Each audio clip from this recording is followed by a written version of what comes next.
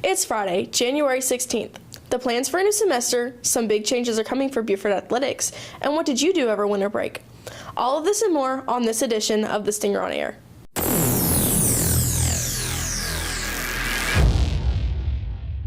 Good morning, Jackets. I'm Lily Floyd, and welcome back to The Stinger on Air. After a successful first semester here at BHS, Mary McTamney has some plans for the upcoming semester. Michaela Oakley has more. Quickly learned, being the interim principal, that this small community really feels like family. Mary McTamney is starting her second semester as interim principal here at BHS. In this first edition of Mac's Moment, she talks about her accomplishments throughout the first semester and her plans moving forward. Did you have any goals from first semester that you accomplished?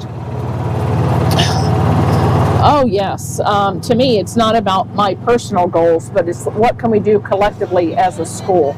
And so for that, I think that students academically did well. I think we might have, from what I've been told, had a record low of students that failed a course. I think we got really creative with the students and their attendance. I think that that went well. The students' involvement created opportunities for students to come to the football games, and because I always tell students you have one high school experience, and when you look back on this time, it'll be 4 of the greatest years of your life. What was the most challenging part about your new position as interim principal? I think the most challenging part, quite honestly, was I've maintained myself through the whole thing, because we're all in this together. As a principal, I never want to be looked up. Now, granted, I'm the authority, but the main challenge and difference as a first-year principal is just to acknowledge that you're the one that has to make decisions. But I keep reminding myself, if the decisions I make are for the best interests of students, then I'm winning and will continue to win. What are some of your goals for second semester? The goals, again, would just be increase in students' attendance, decrease in discipline matters. Kids are kids, right? I have 2 daughters in college myself, and children make mistakes, but it's about learning from your mistakes and being comfortable to be honest and open with the mistakes and be willing to learn from them. So again, I want to have on the school report card, Mr. Belk has done an outstanding job laying the groundwork. And for me, this first year, you never want to make major decisions or changes unless it impedes the safety of students and staff. So I would just say the goal, again, is to be an A school, an excellent school, one that people are proud of, because I truly believe that big things can happen at a small community. Well, I've thoroughly enjoyed this, Michaela, and I look for this to continue as I take students and staff along this journey. It's my goal to hopefully showcase all the wonderful things that are taking place at Buford High School. Thanks, Michaela. Recently, Buford Athletics lost some familiar opponents, but they're soon to gain some new rivals. Haley Adams has the story. There it is, yes! The South Carolina High School League announced a new realignment for the next 2 years. Buford dropped from 2A to 1A and will be one of 66 teams in Class 1A. So conference realignment is about taking the number of students in each school and trying to line up schools that are of comparative size throughout the entire state so that there is a competitive balance between all of the schools and that you have an opportunity to win state championships, win region titles, but also can compete in stuff that you're not as good at, kind of thing. So just making sure that all the schools of the same size are in the same classification. J.B. Shackelford says realignment is important for competition. If you can take the best 15 out of 100, that makes a lot of difference when a school like Buford is taking the 15 that show up for the first day's practice. And a bigger pool. So that bigger pool gives you more talent, gives you the ability to have a better team. We're satisfied as far as being a 1A program. Coach Joe Watson is satisfied with the realignment. He believes that it levels out the competition that his team will face from week to week. you're going to be, again, with us dropping to 1A, you're going to be on the same playing level as everybody else in the region. They might have 5 or 6 more kids on the team than you do, but I think all in all, everybody's dealing with the same thing. It didn't really help us for softball because there's still a lot of good programs in 1A as well. Coach Leo Allen says that despite the changes in classification, the playoffs could actually become more challenging.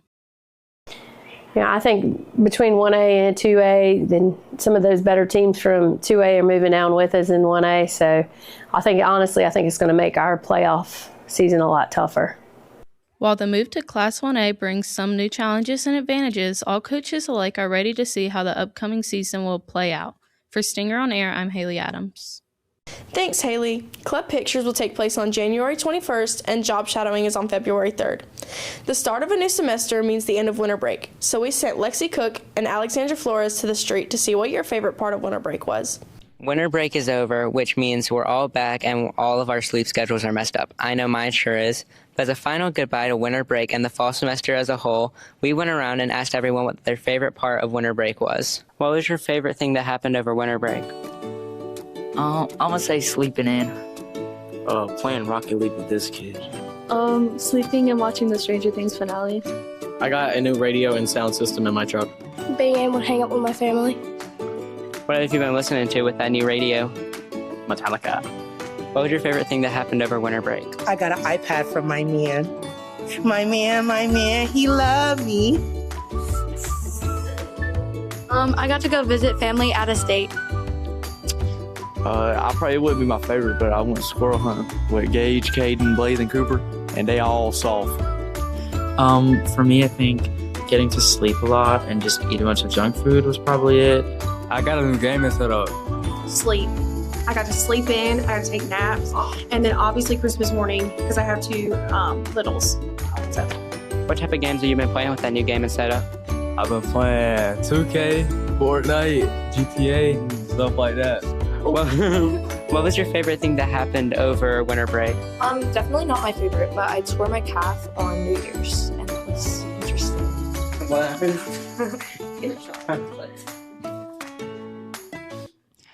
Those were some interesting answers. For me, my favorite part was spending New Year's Eve with all my friends. That's all for Stinger on the Street with Lexi Cook and Alexandra Flores. All right. My man, he loved me. You haven't even answered the Thanks, Lexi. That's all for this week's episode. If you liked the episode, be sure to like, comment, subscribe, and share.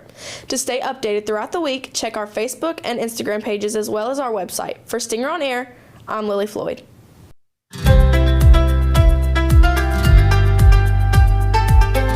On the last day before Christmas break, Buford Middle School was full of holiday cheer thanks to the BMS Student Council and their reindeer games.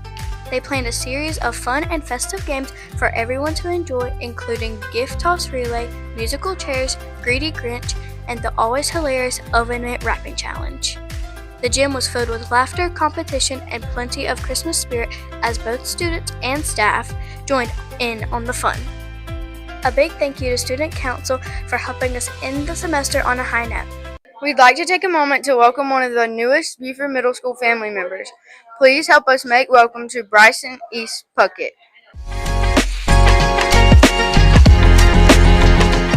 What made you want to be in education and what brought you to Buford Middle School? So when I was in school, which wasn't too long ago, particularly when I was in middle school, I had a really hard time. I just didn't want to be there, honestly. And so now I've made it my life's mission, really, to make sure that I become an educator that helps students to want to be in school. What's one fun fact about you that students might not know? So if you'll ever visit me, you'll know that I have purple hair. And I have had purple hair since I was 11. So when I just started middle school, I got purple hair and I've had it ever since. What is a fun middle school memory that you had from your childhood? So this is probably not something any student should do, but we had permission from the faculty to do it. I, along with some other students, took sticky notes, a lot of sticky notes, and posted it all over the principal's office as a prank. We're excited to have you here and can't wait for students to learn from you. I'm Hazel McTier, and over the holiday break, our boys had an outstanding tournament play, with a record of 2-1, earning second place. Several players stepped up offensively throughout the tournament. Leading the way was Keon Montgomery with 47 points, followed closely by Wyatt Slivert, who scored 42 points. Also contributing to the scoring was Dallas McDonald with 24 points, Jace Moore with 8 points, and Trace Vandenberg adding 5 points. Congratulations to our boys with a strong tournament play, and great job to the coaches and players. Attention BMS students, get ready to dance. The Student Council will be holding a semi-formal for all grade levels. The dance will be hosted in the cafeteria at Buford Middle School from 6 to 8 on January 30th. The dance tickets will be sold from January 20th through the 28th. The tickets are $10 and will include a slice of pizza and a drink. There will be other food there you can purchase. The attire is semi-formal, so dress to impress. Don't miss out on a fun night of music and fun winter vibes. We hope to see you there. And for Stinger on Air, I'm Hadley Stroud. And I'm Lily Kennedy.